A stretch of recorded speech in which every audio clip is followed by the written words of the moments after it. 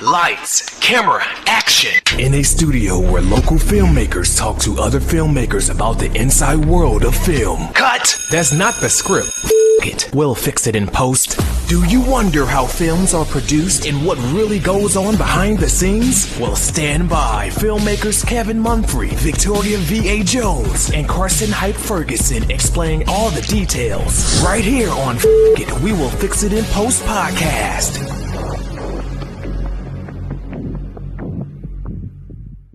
Good morning, good afternoon, and good evening. Whenever you're listening, I thank you for doing so. I'm Kevin Munfrey, and this is Fuck It, We'll Fix It in Post. I'm here with my colleagues Carson Hype Ferguson and Victoria V.A. Jones. What's going on? Today we have an actor from the Little Rock, Arkansas area. Today we're talking to Keith Harper. How are you doing today? I'm doing good. How y'all doing? We good. You sound filled with energy. Yes, sir. I love y'all. The title of y'all podcast. I feel it. Like, I just feel it. Fuck it. We'll fix it in post. Hey, yeah. Look, I don't think any editor is feeling that. Of course. Yeah, you know.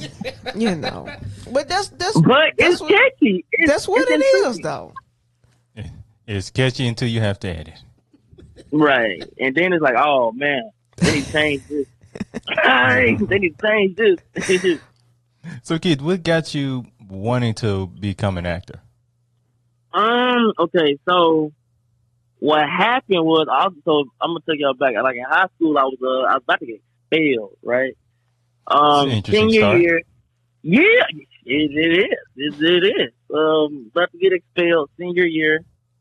Like this class clown, stuff like that. And my principal was like, hey, you need to go down the hallway after school today. You need to get into something constructive.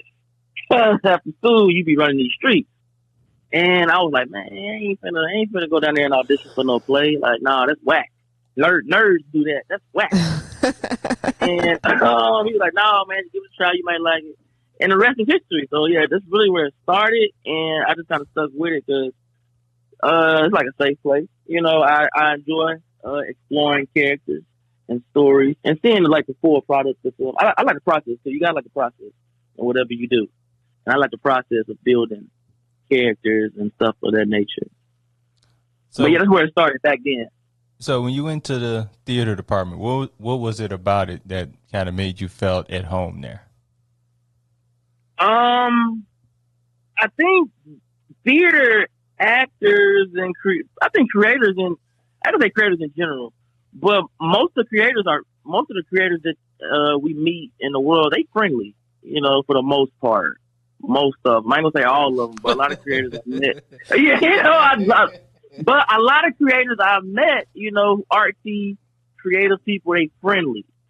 And they like to share and help. And I was a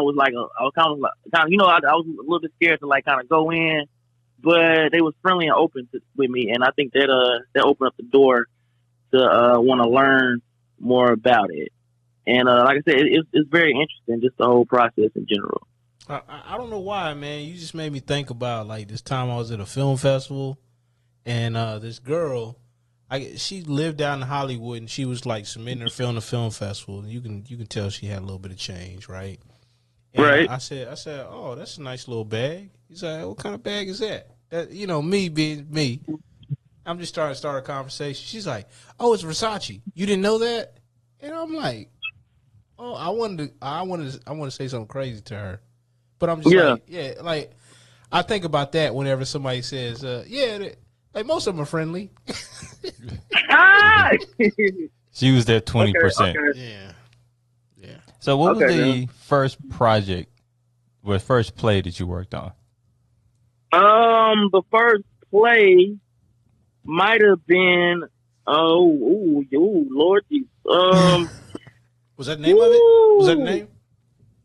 That wasn't the name, what? Was it? No, that wasn't the name. I'm trying to. Honestly, that'd be a good name. Like for real. Look, this is the second episode. That'd be a good name. I promise you. Be like, what's your name? Oh, Lord Jesus. And he'd be like, no, tell me what the name is. You'd be like, nah, like, do you have to explain it? And he'd be like, I gotta go see this. I appreciate you so much, Carson. All these drinks, Right, drinks right. you finna buy me, I appreciate it. All these drinks you finna It sounds buy like the name me. of a Medea play, to be honest. Yeah, for Yeah. real. That's like one of them Tyler Perry joints back in the day. It was. No, it was the Tyler. No, I think that was the first place. Something like that. It was something like that. Yeah. I knew I changed my name or my last name. It was something like that. I know I've been changed. That's the first place. I think back then. Some church hood, churchy hoodie. Yeah, but came out in the late '90s, and then he took off. He took off. So what was the play that you worked on first? I think it's called Jesus Lord. The Member of the Wedding. I think that's the name of it. It was a while ago. Member of the Wedding. I played a guy named Honey Camden Brown, and he had like the saxophone, I think. And I didn't know how to play the saxophone, but it was this guy around the corner from my neighborhood. He would play the saxophone, and I kind of like look at him, and you could pick up different behaviors and stuff. The way people interact with each other. Things of that nature. And I kind of try to take some of that in on the stage with me. And so it's Member of the Wedding. That is the first one. So when the first time you got on stage, were you nervous, or you can't remember your feelings at that time? I was not. That's weird. I wasn't nervous. I think because man, you grew up in a black church. You do these Easter speeches, these little praise dances. You already in front of the congregation. Yeah, that's all. You know what I'm saying? So that performance presence was. I was like, no, okay, here we go. It's another performance. Like so because when you grow up, you already Easter speeches, the MLK speeches, Christmas speeches. You in front of the congregation singing your little song. So that being in front of people wasn't a problem. So I wasn't nervous. You got all your stage fright out in church. Is that what you're saying? Yeah, I think they. Man, let me tell you something, D. I think they like the church is like like if you think about it, that's where that's where they kind of like molding. I don't say molding the performers, but that's where you know what I'm saying. You get some type of foundation, some type of support, some type of start. Right. Growing up especially in a Baptist church or whatever the case may be. But yeah, you get some type of start there, and I think from there it just grows and blossoms. Now the problem with the church is they're real supportive, and they might not be honest with you. Okay, baby, you still did good. Okay, I did good messing up, but little stuff like that. But yeah, that's where I got to start from. So I wasn't nervous when I got on stage. So, because you tend to hear like the church is like a great starting place for like singers, actors, and things of that nature. So, do you feel like the church is a really good kind of starting ground for actors or people in the arts in general? Yeah, because I did pantomime too. So we had the white face paint on the gloves, the mime dancing. So yeah. That's what church was this again? Greater Trinity Church of God in Christ, Kojic. Why were you pantomiming in church? You said what? Why were you pantomiming in church? When you mime dance, yeah, you never heard of that? You never No. seen that? They either they're in all white and they have gloves and their faces painted. And our faces painted white, and you will mime dance. Right. For example, some people would do Kirk Franklin. Just different Donnie McKirkland. We Fall Down. I seen that a whole lot. Yeah, that's just like I praise didn't see it dance. in a church. To that very song. Yeah, they do it all the time in church. Right. Or praise dance. Yeah, when I see people praise in dance white, is more popular. You'll see praise dance more, maybe. But yeah, both of them, praise dance and mime dance. Yeah. You got step teams. You that too. step team. Yeah, no, my church didn't have that neither. Yeah, when I saw people in white, they came to get the money. It was time to give. Yeah, you're right though. It's offering time. Oh yeah. They had a whole song for it and everything. Like, look, I'm not fit to sing and y'all fit take my money. I'm not doing this. You ain't been to church until you've been to the church where they got two offerings. Right. Oh my Lord. At the same time, they passed some dudes out. Hey, we got some bills. Back to back. We got some bills to pay. It'd be one on one side of the church and one on the other. Like, yo, you didn't see your man's over here? No. It's two different No, offerings. it's two different. They so say, yo, this money is going for this. Right. And then this money's going for something else. Yeah.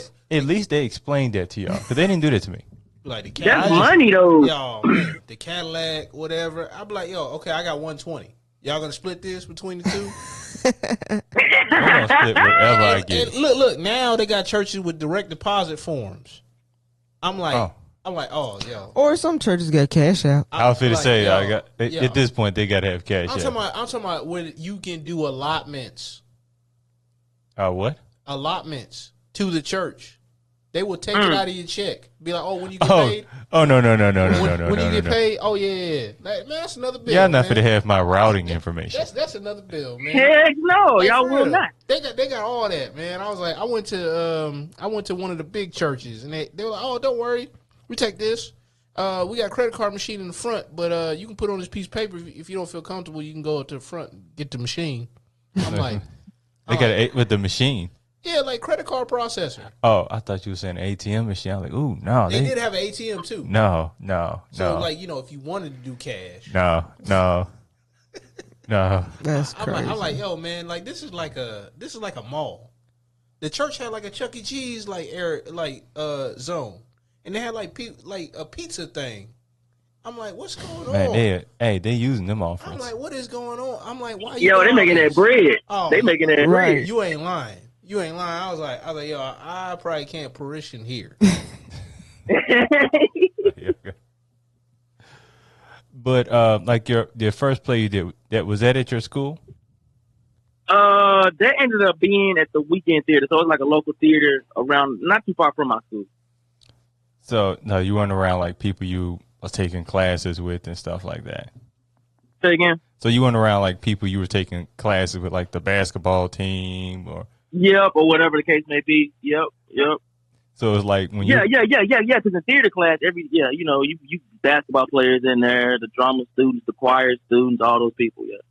So like with for this particular project, like how long was the rehearsals? You throwing me back now? Maybe like a 2-month period. Maybe like a 2-month period. Yeah. So would you say you got kind of gone closer to that, or at least at that time, you had kind of gotten closer to the other cast and crew? Yeah. Over time, yeah, because everything was still new for me, so I really didn't know how it worked on this first one. But over time, yeah, you create relationships and bonds and things. I still talk to most of them people today. You know what I'm saying? Like that's one thing with me. Like I told, cause me and V, she was a cinematographer and something, and I told her Or once. something. I love that. Yes. I love that. No. Okay, V was cinematographer for election. Pull it back.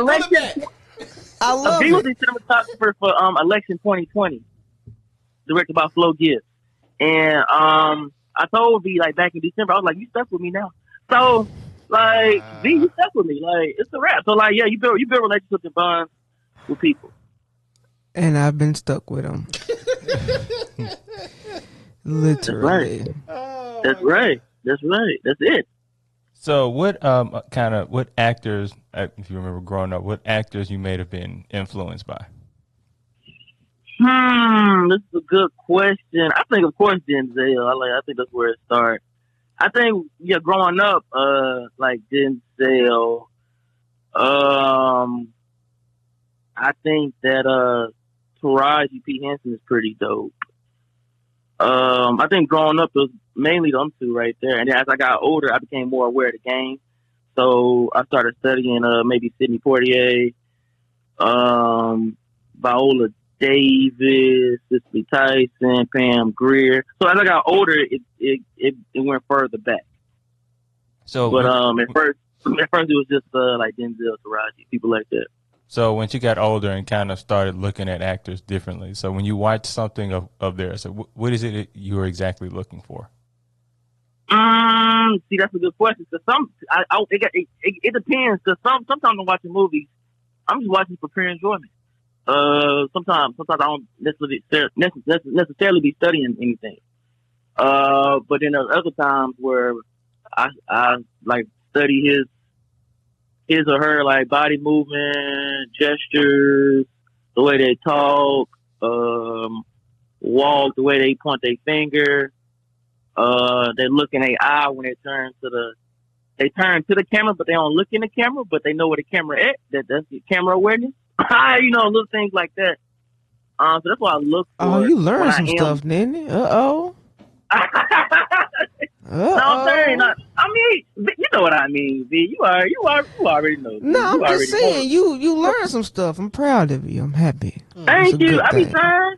I be trying every now and then. But then it's other times like Fast 9. I haven't seen it yet, but I'm probably gonna watch that for pure enjoyment. Like, so it's certain films I'm like, this is cool. Let's just watch it for fun. And other films like Training Day, I'm like mesmerized. Like this. So do you go in and you watch a film? Because what I do is I'll go in and I'll watch it just for enjoyment. Then I'll go back and I'll watch it again to analyze it. Do you do that? Exactly. That's exactly what I do. Like Us, when I saw Us, it was pure enjoyment. The second time, I was like, dang, Lupita, how did you do this? And then I started researching. I was like, oh, okay. And so she did one of her characters. Jordan Peele filmed one of her characters this day. And then for stamina-wise and health-wise, they did the other characters another day. And he was able to edit it and piece it together versus doing them all in the same day. And I'm like, oh, okay. And so acting-wise, she's able to fully invest in one character, and then the next day she can fully invest in the other character and bring them together in the editing room. That's gotta be draining. Yeah. Yeah. That sounds draining.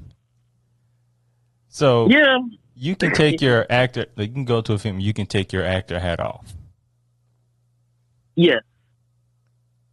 And with like, you ever see something that almost like kind of snaps on, or like heck yeah, I be trying not to. If I'm on a date, I leave that motherfucker in the car.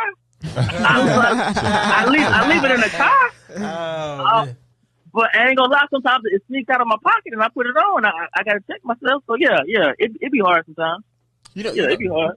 Part of me, I was like, I don't ever like think critically of a movie until like it's like, something subconsciously or whatever. If I don't catch it right away, I'll be like, I put a pin in that, and I'm gonna come back to that later, and I just watch the rest of the movie, and I'll be like, what was it? And I had to dig into it. I'll be like, what was it that caught my interest like around this part? And then I started trying to figure out psychologically like why that. Or, and then sometimes I'll be like, I even get even deeper into it and be like, all right, the lighting, all this other stuff. I'm like, man, that was wow.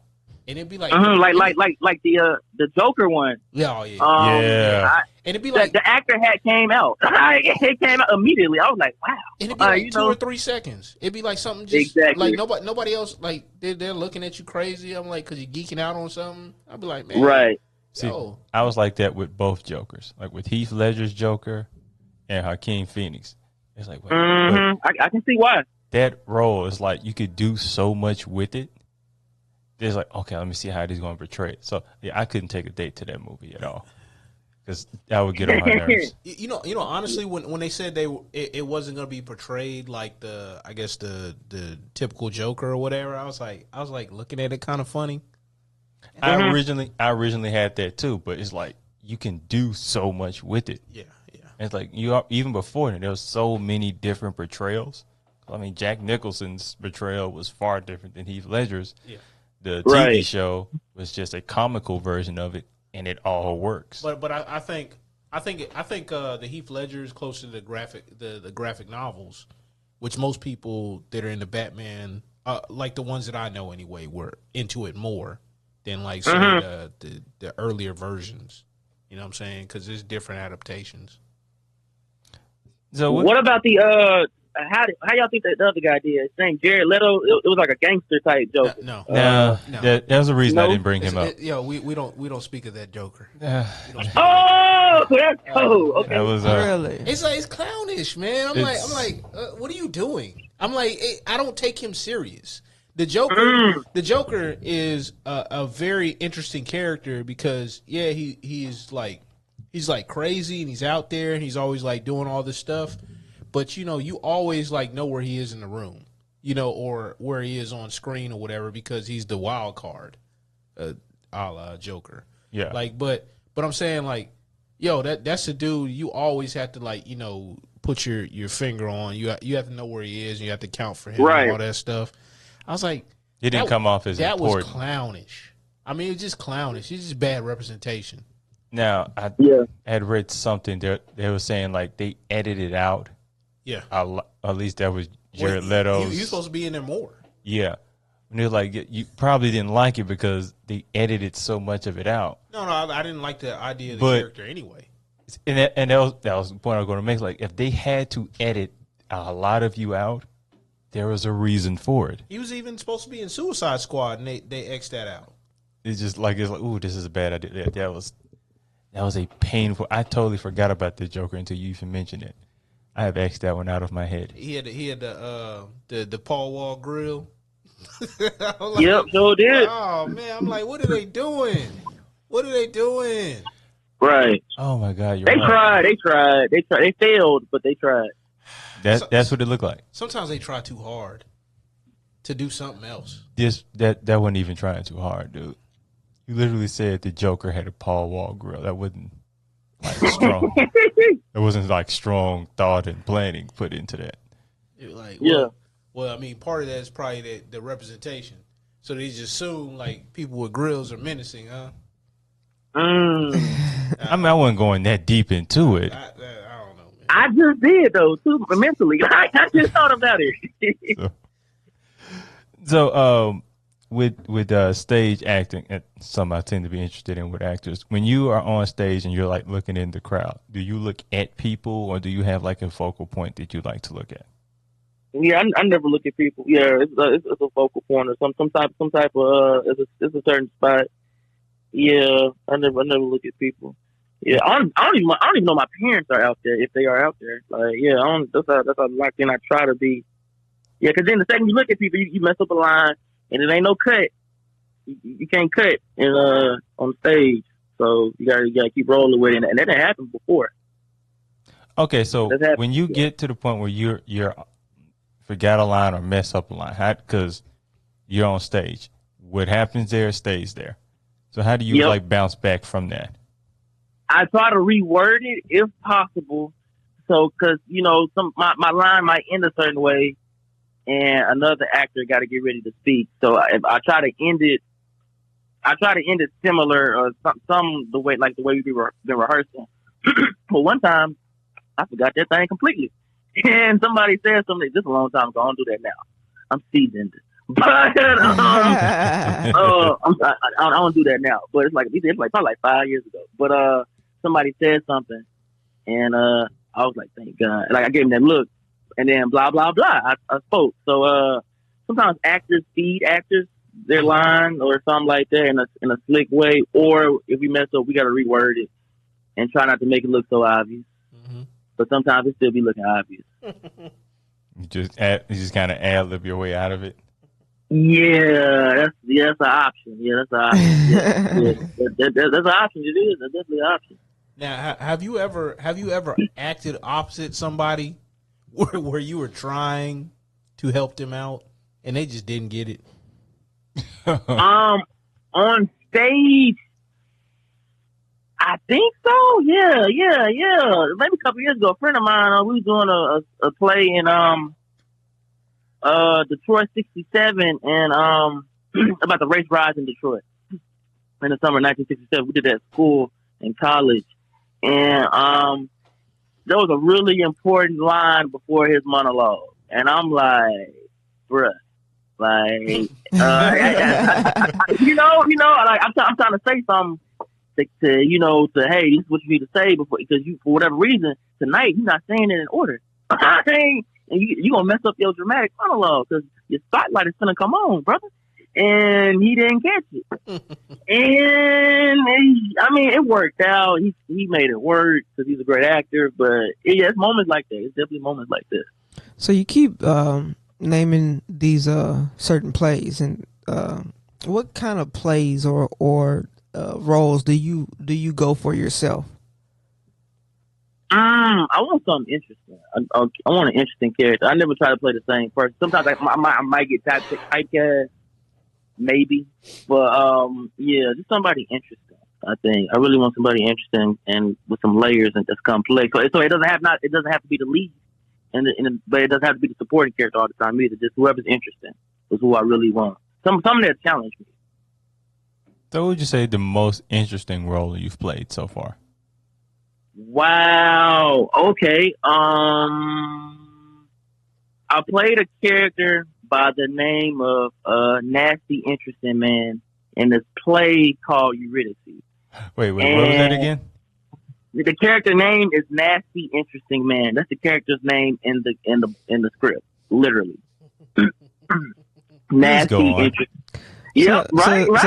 They didn't give him a name. They just gave him a characteristic of who he was. Exactly. Yeah, and that's exactly what he was. Nasty, interesting man. He wanted to pretty much he attempted to get with all the women in the play. He would fail. He would try to bring them home. He didn't have good intentions at all. X, Y, and Z. And that's his name, Nasty, interesting man. So that's probably the most interesting character I had. When I was working on the character, he real sneaky, like, and he's slow. He's slow, and he like a hunter. So when I worked on him, I had this my animal characteristics like a snake. So in the lines, when he said his lines, if there was a word that ended in S, I would extend the S like kind of give it that snaky vibe, kind of not being extra with it, but like all my S's, I would extend them. I would extend my S, and then when he lay down, he would kind of lay down in this like predator hunter type. It's weird, man. It's weird, but he would lay down in this hunter type predator, like leaned into him like a snake. Like, and then when I walked in the S. It was weird, but the way the stage was set up, they allowed it, so it didn't look weird. But I was kind of like walking like a small S, and I would rub my hands in a weird way. Like Birdman? That's, like Birdman. Yes, like Birdman. Yep. And I would do this weird thing. I would rub my fingers with my thumb, like just randomly when he talked. And then he's weird. He is weird. It's a lot of details that you've put into this role. Yeah, and that guy, he's different. He's different. So when did like the director give you kind of an outline of what we wanted this character to be, or he kind of gave you free range to kind of create this character? She was like, she said, she wanted like a Mick Jagger type, like a Mick Jagger type, weird but inviting type vibes. And then that's when I started creating this like sneaky, inviting dude. So yeah, she gave me like an outline, and from there I just ran with it, and I started building it. Yo, like even at the table read, like the main character, like me and her, we interact throughout the play. I wouldn't even sit there near the table read. Like, this is a school play, so in class I wouldn't sit next to her. Like, I wouldn't talk to her. Like, I made it like I wanted to make it as uncomfortable as possible. So when we stepped on stage, it seemed natural. So like during the entire process, I wouldn't talk to her. I wouldn't text her. Like we ran lines like the night of the show or whatever. Like that's the only interaction we ever did because I wanted to keep that energy. So you basically use real life comfort to kind of sell your character. Yeah, is that method acting? Yes, it actually is. It's it's in that lane of method acting. Yes. Got you. Yeah. That's what I did there. Yeah. Using authentic emotions to kind of. I feel bad about it now. Yeah, that's exactly what I did. You shouldn't. I mean, like, hey, use what you need to use. Right. I mean, so did you have to apologize to her afterwards, or? Nope. Nope. Because she's an actor, so she understood. She know the game. She understood. We cool. Now, there's some a kind of a method acting. Is there something you're kind of a route of acting you're more interested in pursuing? Method? Not really. It depends on the character. It just depends on the character, I think. Yeah. Method, because method can be dangerous, right? I think it can be dangerous. It definitely can be draining. Right. It can be draining, dangerous. Like it definitely could. Yeah. So you gotta be able to control that. So not really, but I think for the right character, yes. So no, what's old boy that is American Psycho? You know the dude he was in Terminator 3 too. Right. I can't think of his name. Yeah, I like can't think of his name. man, he gets into it, and if you mess up, he'll yell at you like that lighting guy he did on that one set. Christian Bale. Christian Bale. Christian Bale. Man, he went on like a 15-minute cussing tirade on that dude. Dang.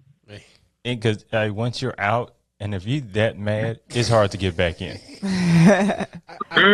Like, I'm not gonna say the guy's name, but I know the cinematographer. He was like trying to get the lighting right, and like the scene's going on, he's like messing with the light, and I guess it just took old boy out, and he began to cuss him out, talk about what he doesn't do at his job, and man, you know what kind of frustration you got if you talking about what if I did this is your job, if that's what you start out with.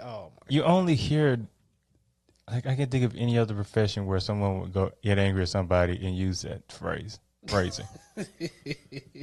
Dang. Ooh. But I hate to be there for that. I would too. Man, can you imagine everybody else?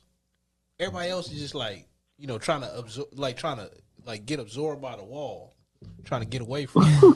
But you're also kind of looking at the same time because it's a train wreck. Yeah. Right. You should do. It's uncomfortable, but you're like, where else I'm gonna look at it? Right. So, Key, do you as far as acting, do you much prefer the stage or film acting? Oh, I'm 50-50. I'm right down the middle. Yeah.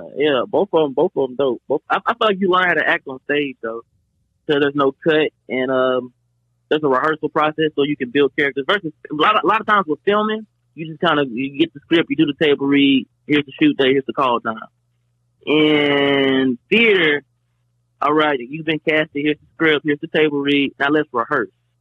And I think that rehearsal process benefits. But I mean, back to the movie me and V did, the lovely V. Y'all got a dope cinematographer over there. Anyway, we did Lexus 2020 and You throwing out me and these my comments. Like, where's all Me- these comments coming from, huh? Like, I mean, you dope. Me and Katrina Jones, we would like do Zoom meet. She played my wife in the film. We would do like Zoom calls with each other, and we tried to build that chemistry. So we added rehearsals, and I think because of the fact of us adding rehearsals, that made us more comfortable, and it made it more natural when we started arguing or whatever. So I love them both, theater and film. But I think theater is a good place to learn how to act. So since we brought it up, election 2020, can you kind of tell us? Like, Oh yeah. what was the yeah. role that you played? I played a fella named Amir. His name was Amir. He is a Republican. A black man is a Republican. That's crazy. But he's a Republican. He has a certain way he feels about things. He is an alpha dog, and this is how we're going to vote this way, and we're going to support who we're going to support. And if you don't like it, you can shut up. He one of those kind of guys. So how did you kind of like prepare? Because you want to say your line would be authentic. So how did you kind of prepare for that role? Oh, who's the guy? Who's the political dude? Black dude. Ben Carson. Oh, okay. Like a dude like Ben Carson or these other Republicans out here.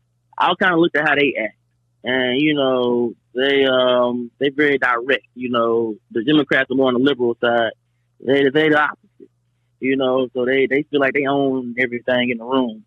And you kind of look at the way they walk and talk and the way they interact with each other. They act like they own the world. So looking at these Republicans that I see, and because I don't know any black Republicans personally. I'm glad I don't. But yeah, kind of looking at these ones I see on TV. So playing a role that someone you've never, type of person you've never seen. So when you first saw it and saw, okay, black Republican, were you a bit apprehensive to it, or did the role kind of excite you? Yeah, it excited me. It excited me because it was something new. I was like, where is this? Where these people live? Like, what? They somewhere down here in the South, I bet, somewhere out in the woods. They Republicans. You know, they ain't from the city. Yeah, they different. So yeah, it excited me. It definitely excited me to kind of dig into something new. So how was and Victoria, you can kind of chime in on this as well. So how was the filming process?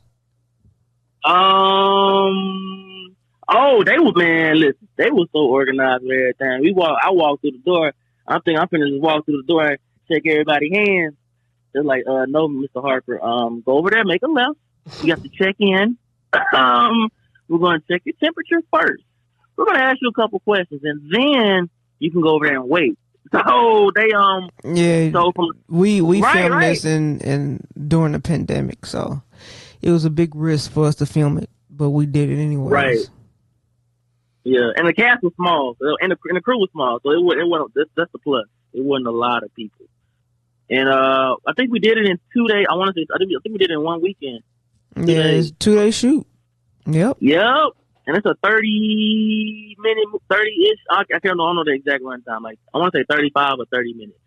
Yeah. But that's a lot. That's a lot in 2 days to knock out.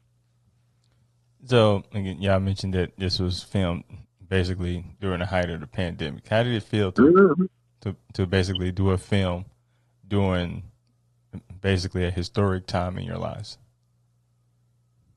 I mean,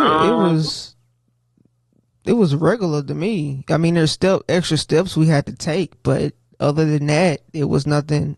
For me, it was nothing that was out of the ordinary, you know. So I walked in with the mindset of getting certain things done with wearing a mask. She was so cool. She was so cool on set. She was so cool. She didn't yell at nobody like Tom Cruise. Oh my! Nope, goodness. she didn't yell at nobody. She was cool. She walking around smiling. I just got done boxing. Like I was walking around smiling with a little hoodie on, looking cool. That's the reason why I didn't yell at nobody. I got done boxing. Shoot, Right. I got it all out. Hey, Tom Cruise was trying to get that money. He's like, he already had to push that movie back 2 times. He's like, I ain't doing it again. Right. She had the headphones on, just being cool. You know how she is, just cool with it, smiling, talking to everybody. Just cool. Had a little hoodie on. I think she had a pink hoodie on, if I remember. I think she had a pink hoodie on. I did. I don't forget. One day I had a black hoodie on, and the next day I had a pink hoodie on. You know what I'm saying? That's it. Yep. So how would you But say? yeah, it was fun. It was fun filming that. How would you say doing theater kind of prepares you for acting in film? It's like it seems like, from my experience, more of a solid foundation. It just seems like because of the rehearsal period. Yeah, I think that's really where it comes from, the rehearsal period, because you have a constant days of rehearsal before the live performance. You got rehearsal, then you got friends and family night, then you got opening night, and then you have the show might run for 2 weeks.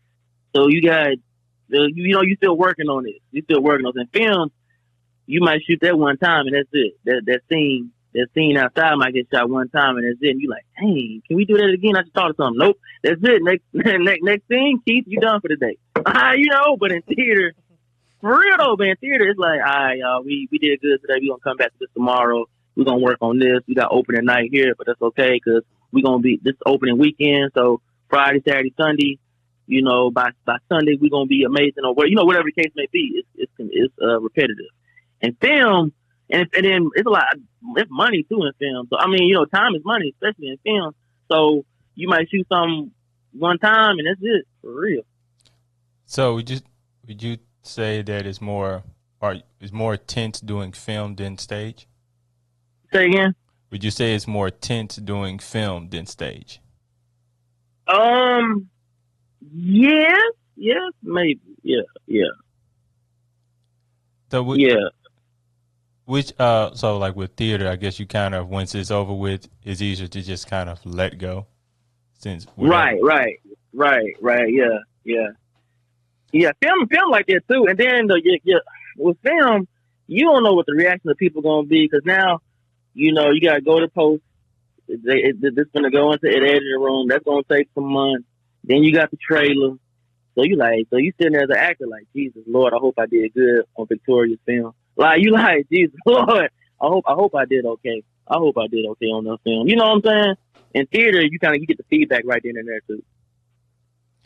Okay, so like with theater, like I say you're going through a line, you kind of mess it up a bit. Like how do you kind of? It's almost like if you're stuck on the fact that you messed up on this line, it's like you're tripping and it only gets worse and you kind of like stumble. So how do you kind of just like let that little mess up go and just kind of continue pushing on with the scene? You better say your next line. You better say your next line. Yeah, you can't be stuck on that. Because you might make it up on your next line. You might say something comedic on your next line, and they forgot to mess up in theater, and they might laugh so hard that they forget to mess up, or the comedic line you said overruns the mess up you just did. So you got to keep going. So with comedy, but the beauty with film is that you can cut it though. But yeah, in theater, you got to keep going. Yes, we can definitely cut it. I love that too. It's like it never happened. Right.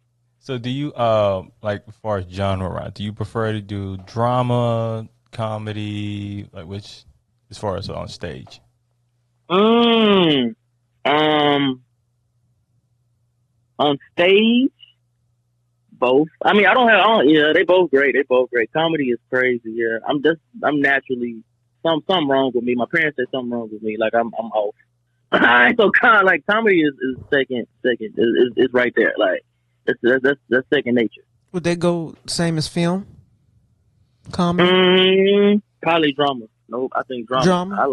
I like dark. I ain't gonna say I like dark stuff, but I mean, there's drama, but either or, I get down with either or.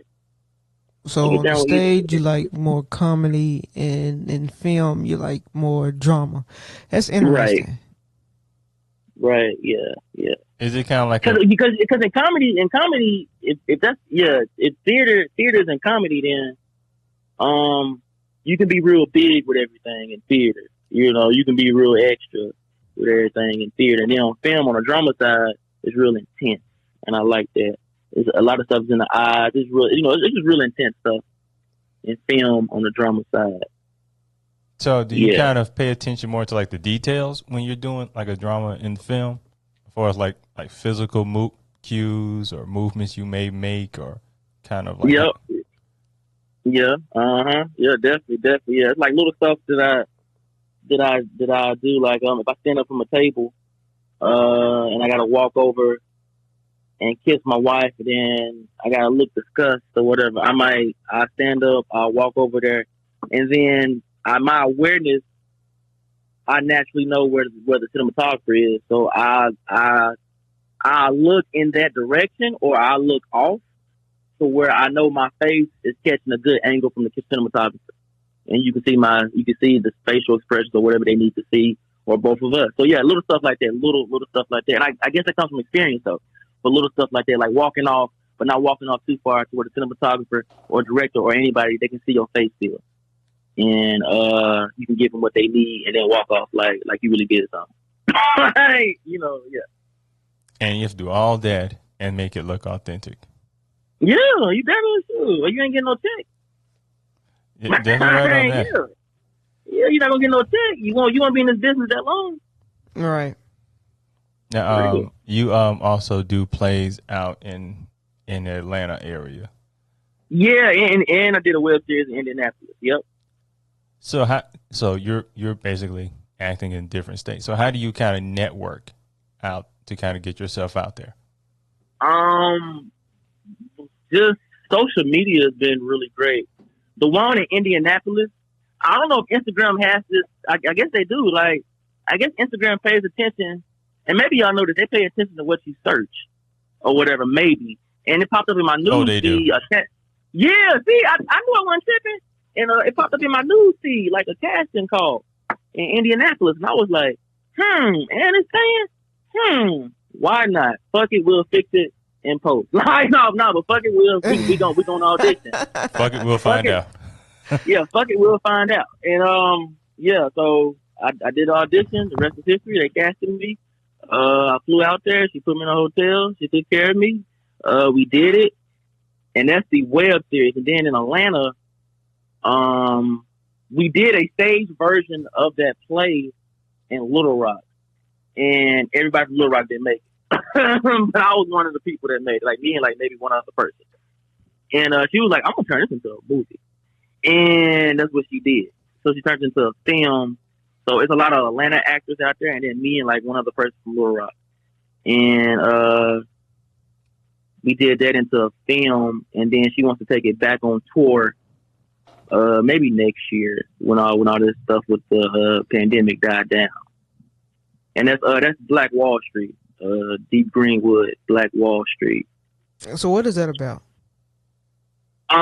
Basically, it's a bunch of Black entrepreneurs in Tulsa, Oklahoma. Our play takes you through the lives of certain people, actual people. Well, you know, the characters are their real names of the people, the events that led to the riot and the shooting and all of that, like literally up until the moments that happened, and just their daily lives of how great Black Wall Street actually was, and how corrupt, and how everybody was hating on them outside of Black Wall Street in the city of Tulsa and Oklahoma for that matter. So yeah, it just takes you through the daily lives of those characters leading up into the riot. And, so did you do any research?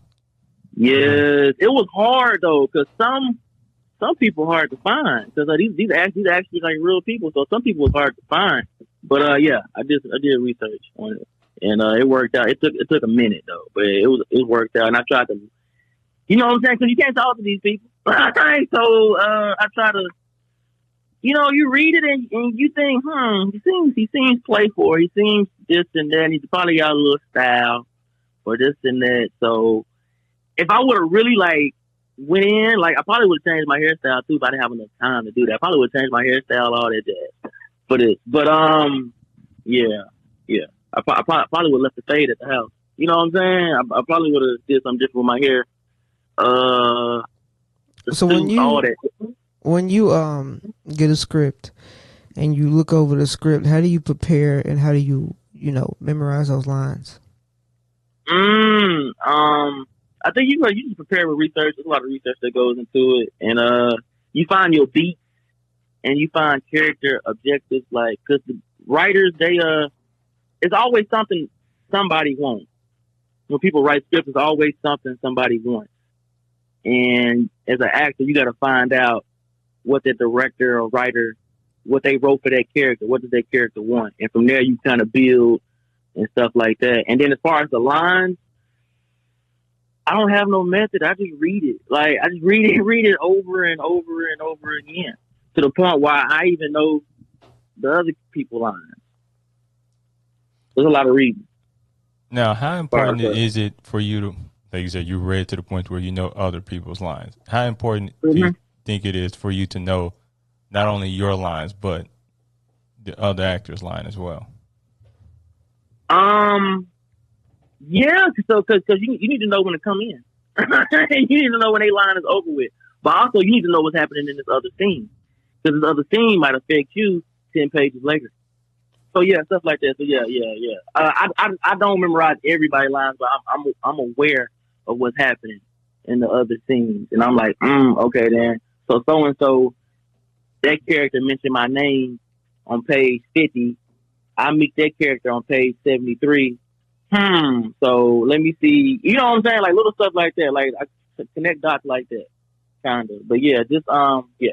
So That's it. You ain't gonna be like Will Smith on the when he was first doing the Fresh Prince, where he's like lip syncing everybody else's lines. He sure was, wasn't he? Yeah. he was. He talked about that. He's like, I guess he was so unsure of himself. And then he was. He didn't really know about acting that way, and he just got a great memory apparently. He said Uncle Phil pulled him to the side. He's like, "Yo, you throwing me off." Yeah, but that was like, they should have came to him sooner, because he did that like maybe the first 7 season. or 8 episodes in. It was like almost the whole first season. Yeah, they should have came to him episode 1, like, hey, bro, look here on this pilot. You know, it looked like you was mouthing. Don't do that. Like, yeah, they should have came to him sooner, in my opinion. But he got right. He got right though. He got right. They probably thought they could cut away from it for the most part, so it didn't really matter. But you know, it is going to affect your co-stars though. Right. Yeah. Like, why did you do mouths in my work? Let me go. Like, you know. Now for Black Wall Street. So how did you? Because you're in Little Rock and play was in Atlanta. How did you go about rehearsal for it? Rehearsal for that.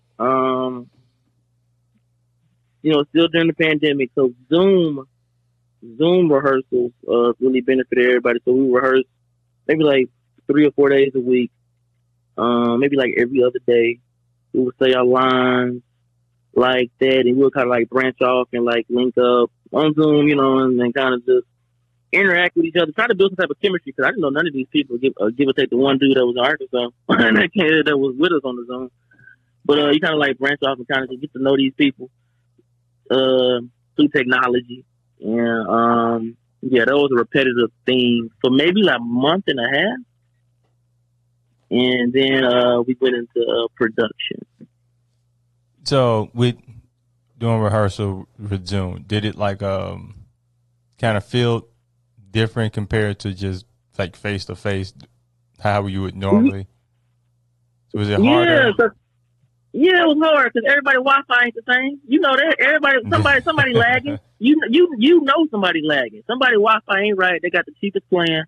So when you say your line, it's a long 15-second lag, and you like, what the heck? So it was some stuff. Yeah, it was a challenge. You're like, what's going on? What if the thunderstorm? So that's messing up my internet connection. No, you cheap. You just some ain't right. You got that raggedy antenna out there. I don't know, man. It could be the company, man. It could be the company. You know, it could be. It could be. You're right. You know, it might be. But yeah, you know, everybody Wi-Fi wasn't never right. And then, you know, some folks that they show up late, you know, oh, well, you know, I just got off the set and this, like, all right, now, it's still a pandemic. You ain't working that hard. Hey, you know, so little stuff like that. But for the most part, it was an amazing experience. It was great. Now, would you like want to do more like stage as far as like Broadway? Would that be kind of a goal for you? Maybe one show up there, but I mean, you know, yeah, maybe one show up there, maybe like one solid show up there, and then I'm straight on that. Yeah, one, yeah, you know, Broadway it's alright, but you know, there's other great theater in the country. So with that said, what is your ultimate goal for yourself?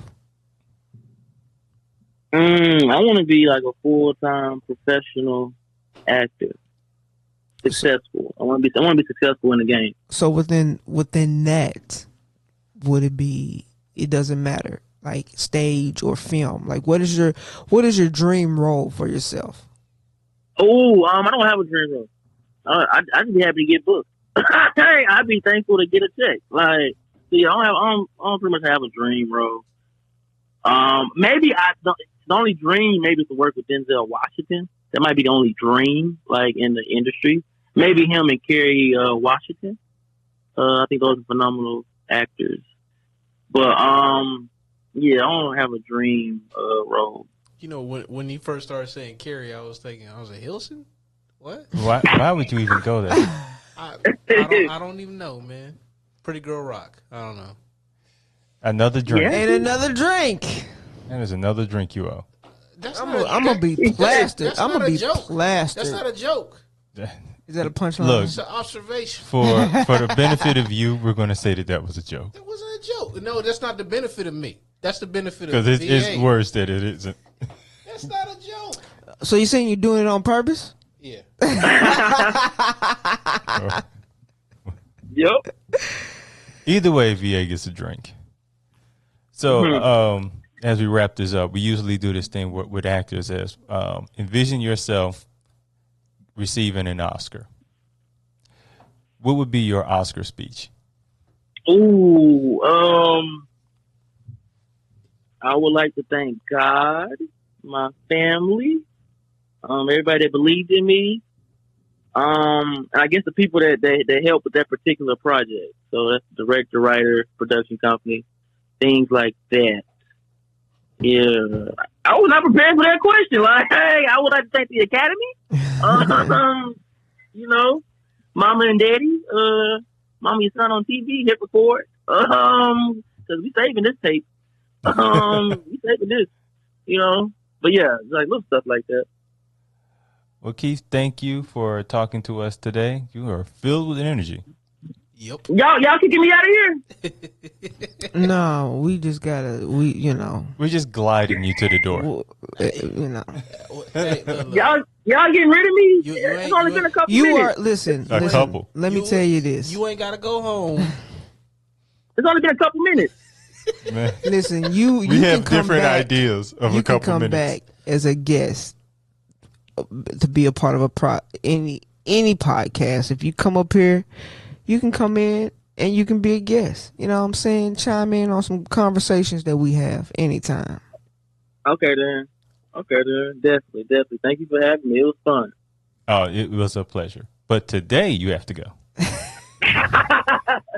All right, that's cool. All right, fine. It's only been a couple minutes, but all right, that's cool. You have a very strange sense of math. Yeah, don't we all? I guess we do. Don't we all? You know. Well, I'm Kevin Mumphrey with Karsten Ferguson. Yep. V.A. Jones. Yeah. This is Fuck We'll Fix It in Post, and that is a wrap.